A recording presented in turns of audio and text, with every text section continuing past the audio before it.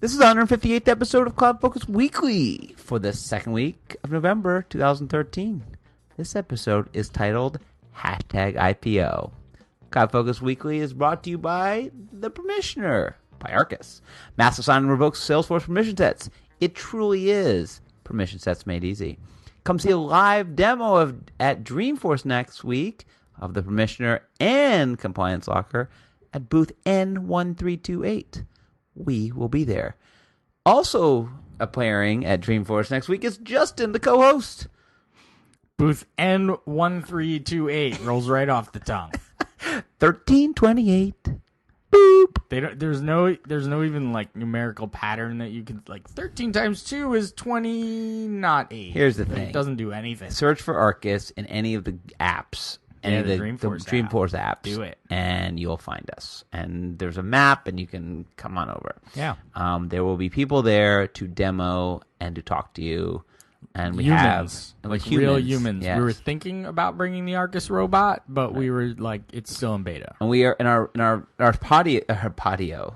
Ooh, I just came up with a new word. A patio. A podcasting I think studio. that's a product. No. Is full of swag. We have all this swag here. We have all this stuff. So there will playing with it. There will be swag. Just like there will be blood, there will be swag. You hear the ruffling? That is swag. That's swag. All right. All the other swag has been shipped out to Dreamforce, but we did keep some swag for ourselves, for your cat and my child. Right. Which is important. All right. Well, let's talk about the agenda this week. We have the blog post of the week. Right. Our second to last in the series, the 17,000 part series. I don't think it's the second to last. I think it's the second to last. Oh, before Dreamforce, because there is a recap. Okay, so it's the third to last. The third to last. Third to last. That's a good one. It is the at blog.arkusinc.com, and it is titled Financial Services Resources at Dreamforce 13. Rolls right off the tongue. So this actually came about from a client. A client asked us, was saying, hey, do you have any recommendations in financial services about cool things or things I should go to at Dreamforce? There's so much stuff. And we usually write the nonprofit one, which we did and wrote and is up on blog.arkusinc.com, right. blog brag. But so I suggested that we write this one. I made an appointment with the blog master. You did? I put it into the Google Wave, and too soon? No. Too soon? Okay. And so anyway, it was written. Anyone who's been listening for 2 years will actually appreciate that. Well, we'll appreciate that. Everyone else is like, what's Google Wave? That's that thing that they created. So there is a lot here. There's a lot of sessions. There are tons linked.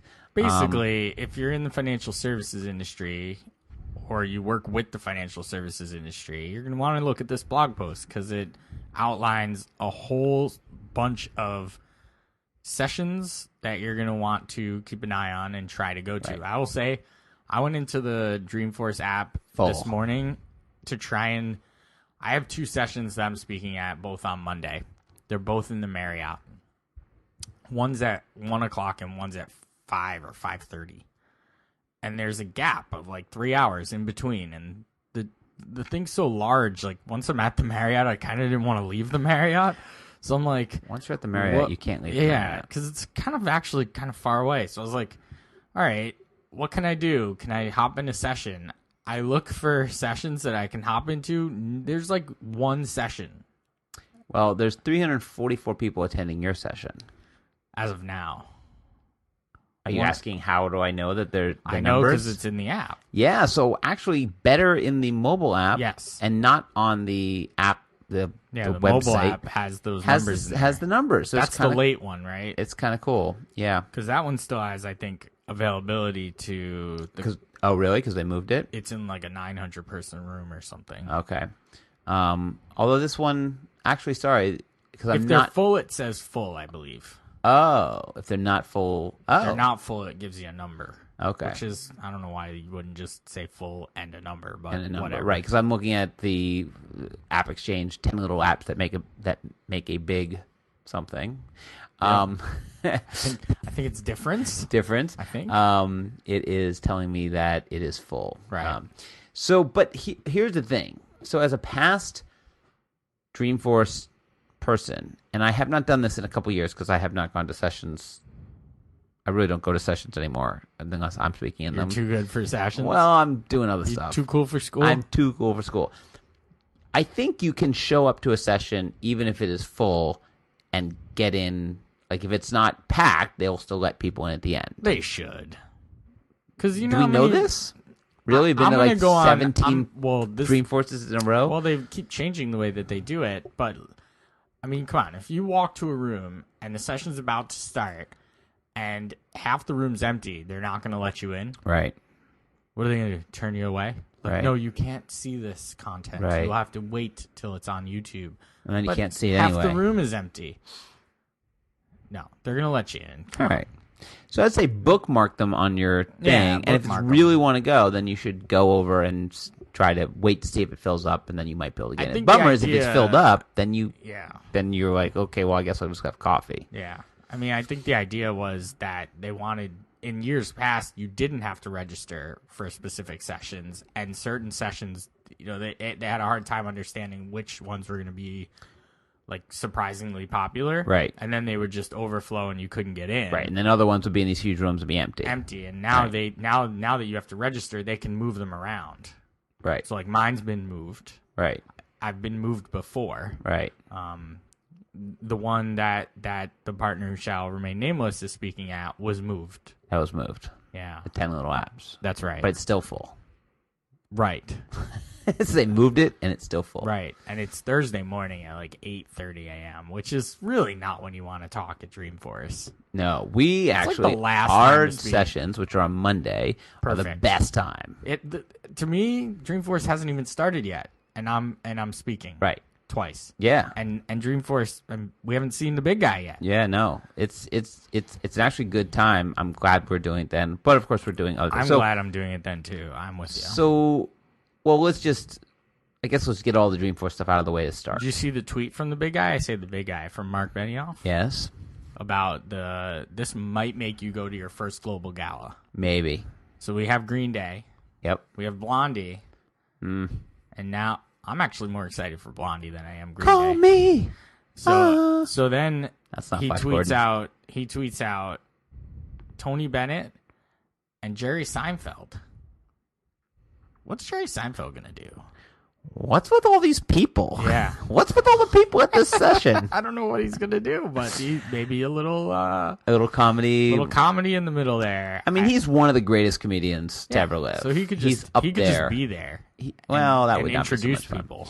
So let's do all our Dreamforce news, and we'll get into our other little stories of the week. Okay. So again, there's 4 sessions you want to figure out if you want to see any of us. Right. So we've named them before. They're actually up on blog.arkusinc.com. It's called Arkus at Dreamforce. You find that. You can link to all the sessions at this point. Most of them are full, but whatever. We're doing a podcast now twice. Right. And we've changed our times. So I'm just going to say it out there because this is the last time to figure out when you're going to go. Right. So tell us when we're podcasting and where to come to find that podcasting. Right. So we're at the Community Live Zone. Yes. Which is in the Hilton. Yes. Okay. Question mark? I believe it is at the Hilton.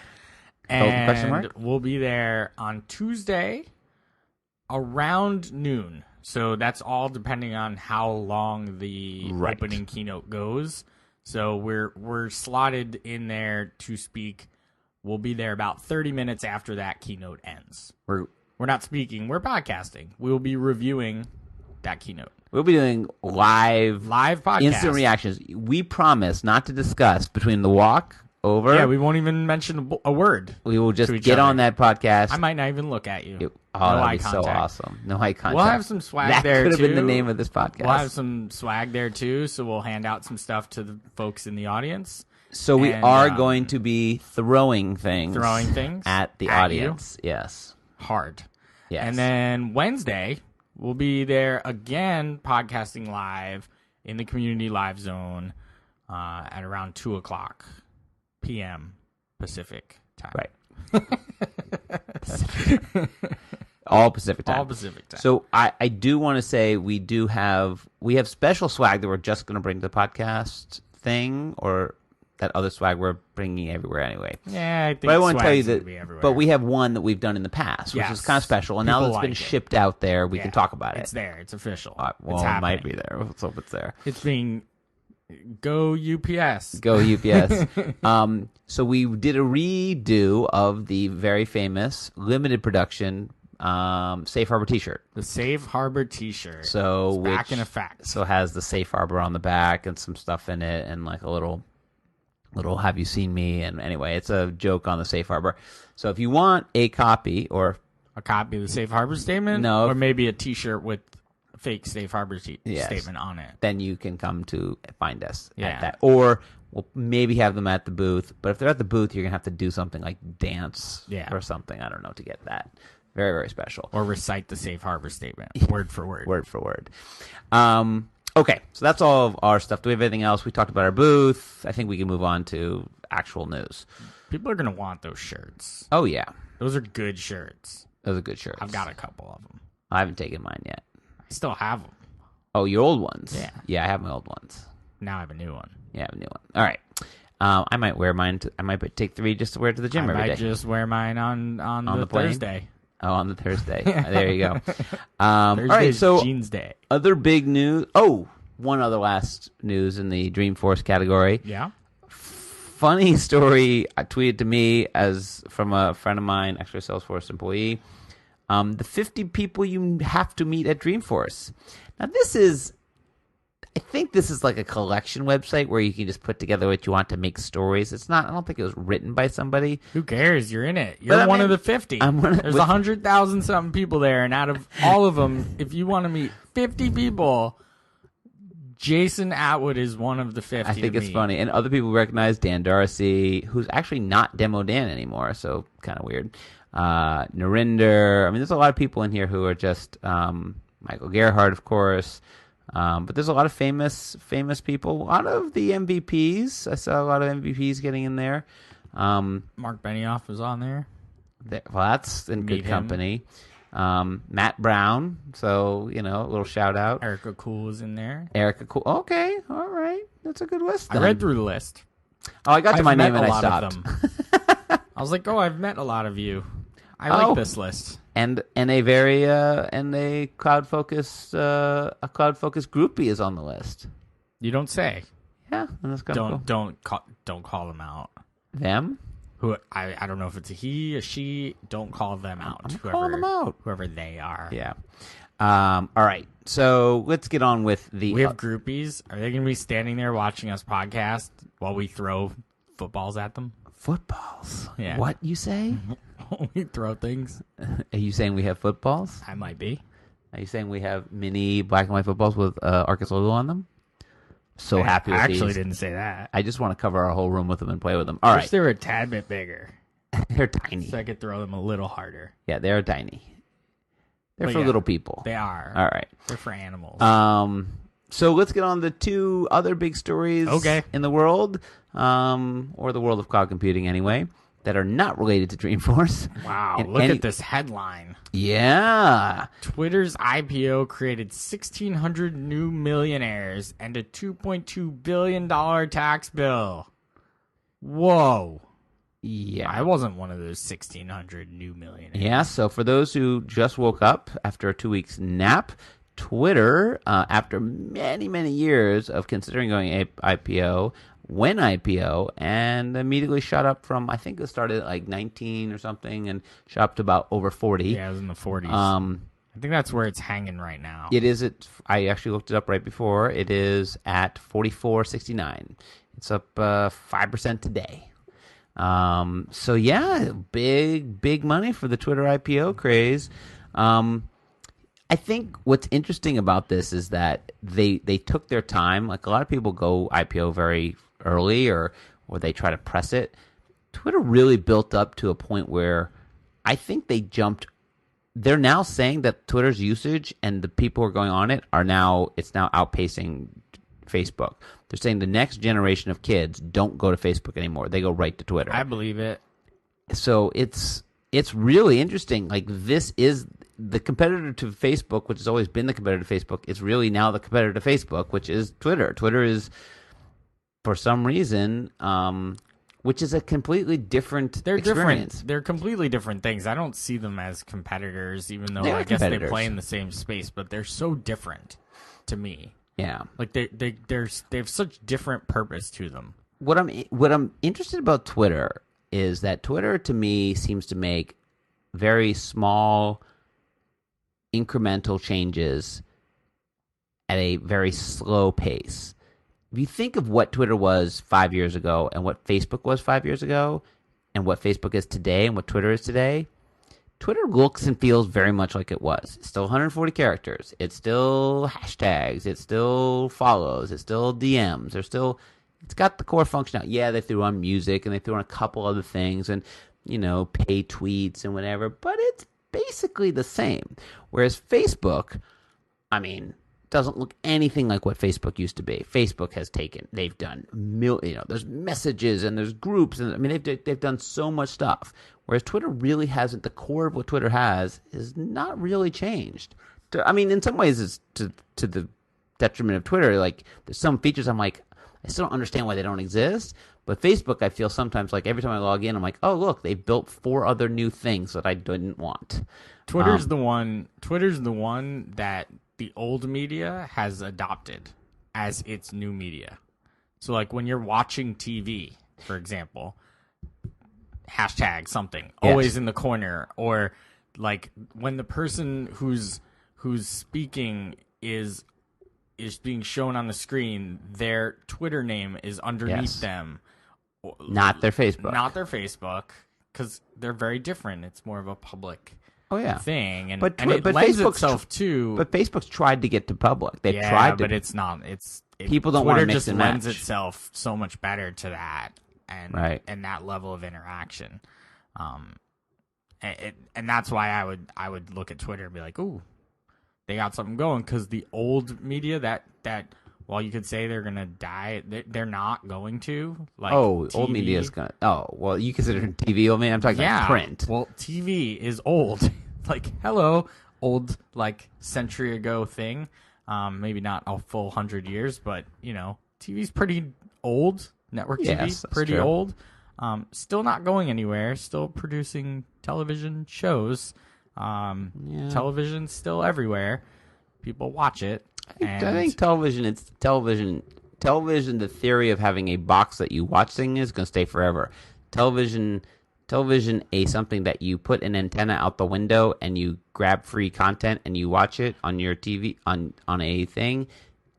It's completely different. Sure, but still the watching a live event on television is still today pretty much what it was 20 years ago, pretty much what it was 40 years ago, pretty much what it was 60 years ago, for the most part, with the exception of incorporating some of these newer technologies in. Like, if you're watching a commercial, tweet something, and like, when you watch big events like the Super Bowl, for example, Twitter is going to be so embedded in that experience that it'll just exist along with it. Like, it's such a different experience. I think you make a really good point. Like, it's once in a while. Once in a while I get one thing in there. Pre-Dreamforce, good point.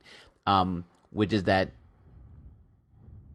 it does feel like the media and, and even everybody has adopted Twitter much faster and taken it in. And whereas you used to see like us on Facebook a lot, you don't see it as much. People are not pushing you to that place. They're pushing you to Twitter, and I don't know necessarily why. Maybe it's just the control. Maybe it's the tools. Maybe it's the ease. Maybe they know if they try to push you to both places, you're not going to go to either one. But you're right. When we were watching, one of my guilty pleasures in watching TV is watching Survivor, which I basically haven't watched for years. Because it just got very repetitive, and I was like, I didn't want to watch. So this year, it's kind of like one of these bring back the old people, and like, ooh, I'm kind of interested. And so the wife and I have been watching, and it's funny because every time something happens, they throw a hashtag in the corner, but it's like hashtag, blindside, or hashtag, merge, or something like that. And I'm like, oh man, it's both a little bit annoying, a little bit funny. But it goes beyond that even to like, you know, when you're watching really like kind of what I would call like guilty pleasure, trashy TV, like, you know, reality shows that both of us watch. Like, I'll use Gold Rush as an example because we both watch that. I'm not watching the season. That's fine, but you know, as you're watching it, if you're happen to be watching it live, like tweets from the people who are on the screen start appearing in corners. Right. Like, it's like, oh, there's Todd Hoffman tweeting about that experience that he was having at the same time. That you're watching it. Do you get to watch him tweet so you can watch the tweet hit the screen that when you watch him tweet it? No. So like he sits there and you're like, that's like bringing in a new level of, you know, you're watching somebody tweet about themselves and like give a little bit more insight into, I guess, that experience as it's happening.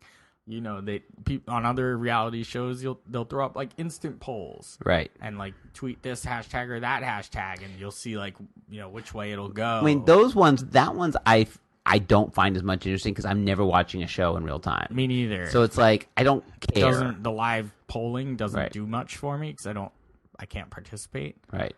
But, I will say at sporting events, it's become very big, and we're big fans of the New York Football Jets, and they do a lot of tweet, and then they'll throw the tweets up. And obviously, Salesforce has done a huge amount with it. Years ago, they were, you know, live tweeting, and they'd show up on the big screen. So, good for them. I mean, so here's the thing: prediction. How many times has Mark Benioff mentioned the Twitter IPO? Over under 3.5. I'm gonna go for the whole conference. For the opening keynote, I'm gonna go under.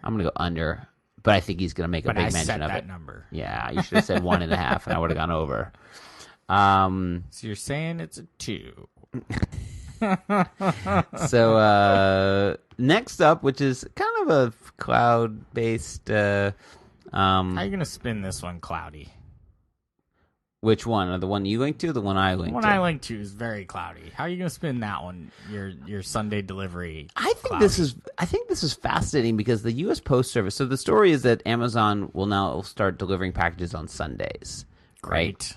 But what's fascinating is they're doing it with the United States Postal Service. So they're not like confounding. Well, it's like confusing. Well, I think what it is actually taking something that's not being used and was thinking about shutting down. I mean, Amazon, U.S. Postal Service was thinking about shutting down on Saturdays, not doing Saturday delivery at all. So, like, now that Amazon has become so big and powerful, it's literally moving the needle on deliveries into Sunday, as opposed to where Saturday was going to get kicked off. So here's how we could spin it, Cloudy. Yeah. All right. So the whole notion of resources not being utilization of the postal service, right? There's more postal workers than are necessary. Amazon is saying, let's scale that up. let's use those resources on Sunday. It's terrible. It's terrible. It's the worst I've ever seen. I couldn't go there. You might as well say you buy Mark Benioff's book on Amazon, and therefore it's cloudy. It's cloudy. It's terrible. I just find it interesting because I'm a big fan of Amazon. I think they're becoming this massive juggernaut that I don't think people maybe give them credit for. It's like, oh, they're the boys you buy books. No. They are a juggernaut. And this other article that you linked to, $61 billion in revenues for 2012 fiscal year. That's not this tiny little bookstore. No, it isn't. No. It's not your tiny little bookstore. Bookstores are closing. Bookstores are going bye-bye. Bye. Yeah. Goodbye. So this other one that I linked to is, Jeff Bezos, who's the founder of Amazon, believes that AWS could be the company's largest business. Yeah. Which is, now that's something for cloud computing. Well, my favorite part of the AWS story is that it was created because of the event. Now bring it back. Now people will get there what I was saying. Well, it was created because of the event that's going to happen in 2 weeks, which is for that Amazon created capacity for Black Friday. Right. And Cyber Monday, but basically for Black Friday. They built this capacity for this 2-day period of the year so they could handle the millions and millions and millions and millions and millions and millions of transactions or whatever purchases, because for some reason we are all sheep and we're all told when to buy it this day. Well, you have to buy it this day. It's cheaper that day. Yeah, it's so ridiculous. You've now seen like the 3-week pre-Black Friday sales. Well, that's because Hanukkah is on Thanksgiving. So it's like, you can't go out the day after Thanksgiving and buy Hanukkah presents. You should. That doesn't make any sense. You should. So they had all this capacity, and they really looked around, and then they're like, how are we going to use all this capacity? There seems to be no, we have it all. It's only based for these 2 days a year or these huge spikes, but for the rest of the time, it's not being used. And they, figured out a way to turn it into something that other people could rent the capacity and lease the capacity. And it's fascinating that has turned into, from everything from AWS all the way through their entire stack, up to and including like long-term storage. Like there's a thing called Amazon Glacier? That's like their long-term file storage where it's dirt cheap to put up like terabytes of data. And they'll just keep it up there. It's very hard to get it down. I mean, it's like slow to get it down, but it's for long-term stuff. You want to store your stuff for long-term, like your Salesforce backups, it's great because it's really cheap. All right. Well, I think that's all the news. But by the way, is there anything happening next week? Fit to print. Is there anything happening next week? Aside from Dreamforce? Dreamforce! I think the world stops for about a week, and then we catch up. Hashtag Dreamforce. Hashtag TF13. world stop. Oh, well, is the thing email I sent you this morning, is that it was posted in the place, so I think it's a semi-official that there's already talk of DF14. Oh. It was posted inside of a... I don't know. No? I don't know. I barely read what you... Oh, okay. I kind of barely read your emails. So. Inside the success portals, I won't say it, but there's been rumors already kicking around of when Dreamforce 14 is. Let's just say it's next year. 2014. Fall of next year. Book your tickets now. All right, well, let's get to our CloudFocus app picks of the week because, by the way, I guess we're going to continue doing CloudFocus app picks of the week at Dreamforce. Oh, I don't know. Should. Yeah, I think it's what they want. It's give the people what they want, as Jalen Rose says. Yep. So you better be spending... I'm going to be walking around the expo and just picking apps. Fine.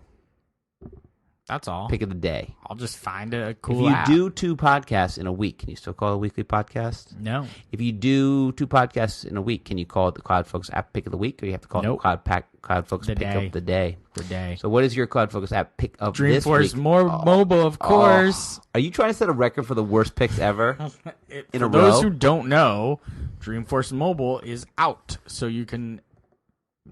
Every year they come out with a new one. It's not the old one that just keeps working. You got to get the new one.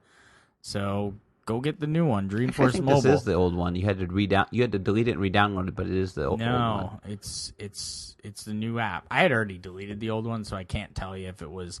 If you have to re-download something, to me it's a new app. Right. It's actually decent. I found some kind of bug. I hope they update it before the actual conference. Like the chatter feed doesn't go very far. Doesn't scroll like all the way. Right. Although I thought the maps were really good. Yep. I thought the way that they laid it out with like the tiles. I kind of like that. It's kind of nice. It's very much like you could swipe Amazon, through it. The Palm OS, the you Web OS. Kind of like swipe through it. I liked it. It's a nice app. So go to it's for what is it out for iOS and Android, right? Yeah. So go ahead and download your Dreamforce mobile app so that you can make sure to have your agenda on the go, maps on the go, and all the other nice things that you have there. Yeah, and I think you're going to be able to check into like booze and things like that. It's nice. I will say the experience on an iPad is not nice, so don't download it there. And I'm just surprised that they put it out so late. Like, why would you put it out 2 days before the event? Yeah, I think it's just timing. I don't think that's good timing. It doesn't give a lot of people time to think about it or to download it. No, I get it. It's a crunch of getting it done. I never understand why it takes so long and why features get left out, but for some reason it takes them a while to get these things done. feels it's like they probably started the them like scale. last month. I think it's just the scale of it. All right. Like, while we like to preach and wax poetic about the scale of and how you just sort of scale up, that's not truly the case. Like, you don't just click a button and boom, 100,000 people are just on your mobile app and it performs like a charm. So that's just my guess. I was just trying to find us on the cloud map here, and I'm not able to. Why don't you get to your? Mine's pretty cool. So anyway, you can find. Oh, here it is. Sorry, 1328. There it is. Okay, and I think you're allowed to touch it, and it was gonna give me the name of it. Nope. All right. So mine's a big ticket item, and this is something that I have been an owner of one of these models for a long time. I probably talk about it a few times, and I wanted to buy this when it came out, but at the time I was like, I'm not gonna spend it, and so it's kind of dropped in price, and so I went for it the other day.